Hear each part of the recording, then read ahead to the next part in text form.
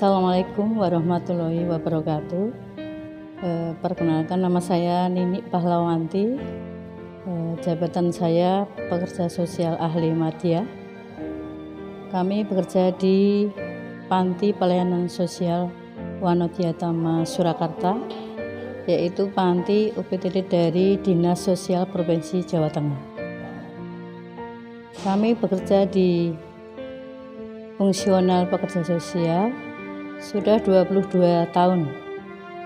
Kebetulan kami menangani XWTS, yaitu pelayanan kesejahteraan sosial untuk rehabilitasi sosial. Adapun di panti kami yaitu melayani bimbingan fisik, mental, sosial, dan keterampilan agar para penerima manfaat itu bisa berfungsi sosialnya secara wajar dan bisa mandiri hidup di tengah masyarakat yang normatif. Untuk kapasitasnya 150, kebetulan yang ada di sini sekitar 110 orang, Mbak. Semuanya wanita bina sosial? Dari SOP kami memang XWTS, tapi dari pengiriman Dinas Sosial dan Satpol PP se-Jawa Tengah ada yang anak jalanan, itu yaitu anak rawan sosial. Jadi semua wanita kita layani di sini. Nanti setelah kita asesmen, kalau perlu dirujuk ke panti lain, jadi kita akan merujuk ke panti yang lain sesuai dengan permasalahannya. BTS yang ada di sini itu dikirim oleh siapa, Bu? Jadi dari PM kami kiriman dari Dinas Sosial se-Kabupaten, se-Jawa Tengah, dan Satpol PP serta Polres atau Polsek se-Jawa Tengah. Mereka hasil dari jaringan di mana aja? Hasil dari jaringan dari jalan-jalan atau mungkin di pinggiran hotel-hotel, Pak. Ada yang di warung-warung kecil. Itu jadi anak-anak sering mangkal di situ. Di lokalisasi mungkin tidak ada, jadi di sini di jalanan. Jadi kami menerima hasil rahasia dari pengirim seluruh Jawa Tengah.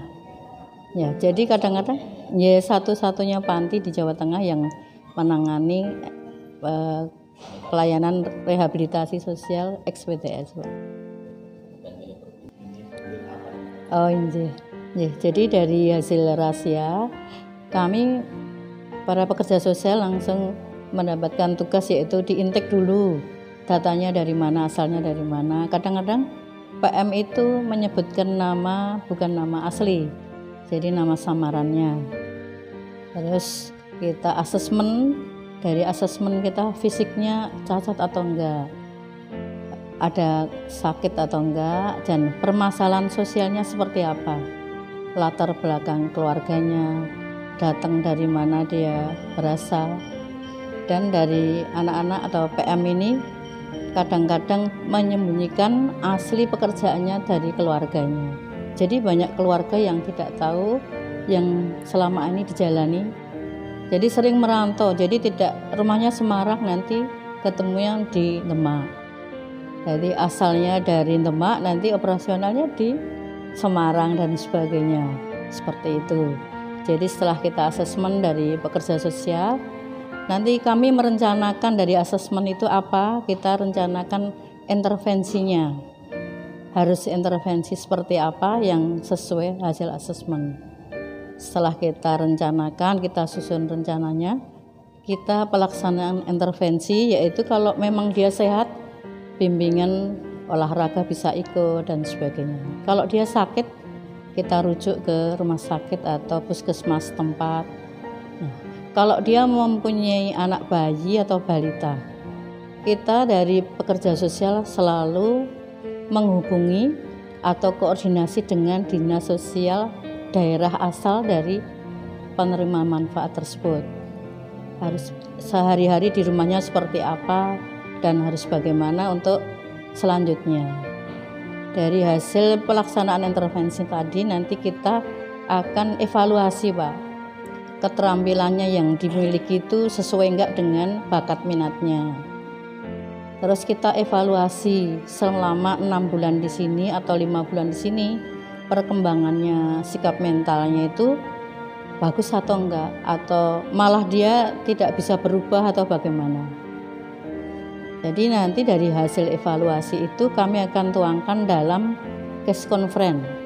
Jadi ada case conference yang dihadiri dari pejabat struktural dan tim pekerja sosial untuk menyelesaikan permasalahan PM yang sudah dibagi sebanyak dari Peksos yang ada di sini. Jadi sejumlah PM tersebut punya bimbingan masing-masing, Pak, dari kami. Nah, nanti hasil case conference itulah yang akan kita tindak lanjuti, apa perlu diterminasi atau perlu dipertahankan dulu atau perlu disalurkan dalam kemitraan kerja. Jadi misalnya, jadi dari PM tersebut dari masuk sampai mau keluar nanti pekerja sosial itu yang bertanggung jawab. Harus seperti apa PM ini sampai selesai di sini selama 6 bulan. Mungkin itu, Pak. Alasan mereka itu pada umumnya apa? Termasuk solidaritas itu sampai seperti itu alasannya. Oh iya.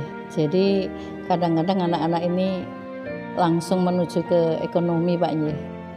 Padahal jadi ada juga yang orang tuanya mampu, keluarganya mampu, tapi dia memang menjalani seperti itu, ya. Itu ada juga. Jadi istilahnya kayak hipersek dan sebagainya, kayak adiksi, ya. Jadi kayak ketagihan dan sebagainya. Jadi anak-anak seperti itu, Pak, latar belakangnya.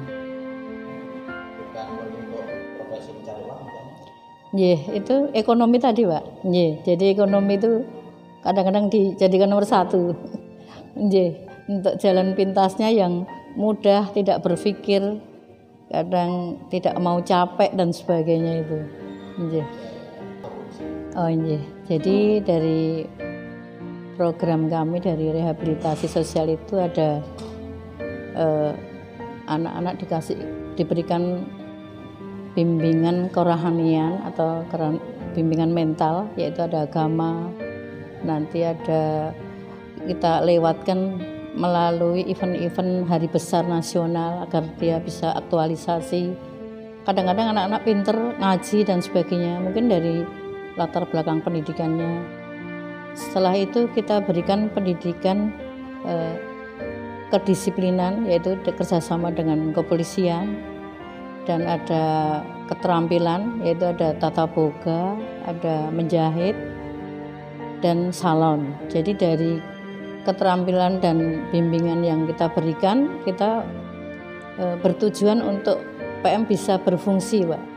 Sosialnya bisa berfungsi, bisa mandiri, bisa mengisi dari kehidupan ke depan menjadi wirausaha yang mandiri dan normatif, gitu, dari kami. Dari hasilnya gimana, Bu? Ada yang betul-betul bisa kembali ke masyarakat dan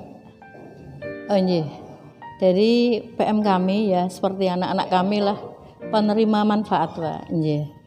Dari anak-anak kami banyak sekali yang sudah sukses, Pak. Jadi kami selalu berkomunikasi. Sebelum anak-anak diterminasi, kita menyiapkan penerima manfaat itu koordinasi dengan dinas sosial setempat untuk memberikan bekal atau memberikan stimulan, karena di kami tidak ada stimulan lagi. Jadi di kabupaten yang ada, dari kabupaten nanti akan memberikan bantuan modal dan kami selalu koordinasi. Terus kita kadang-kadang cross check ke daerah anak-anak tersebut pas kita tugas. Jadi misalnya di Boyolali, anak-anak sudah mandiri mendirikan warung. Ada anak kami yang menjadi juragan tahu bakso, Pak. Itu ada di Boyolali. Jadi dia mempunyai anak buah atau pegawai 25 orang. Jadi dia iya. Jadi kita selalu cross check seperti apa perkembangannya. Terus dia masih kerja seperti itu atau enggak. Jadi kita langsung monitoring lewat desa dan sebagainya, seperti itu. ada nggak yang misalnya setelah keluar 6 bulan dari sini sudah lulus balik lagi dan kejaring lagi masuk sini lagi? Nggih, itu ada Pak. Jadi mungkin belum mendapatkan hidayah ya, atau belum ada kemauan dari dirinya sendiri. Jadi wah seperti ini lebih enak. Nah, jadi anak-anak banyak yang masuk sini lagi Pak. Ada yang 2 kali, 3 kali ada.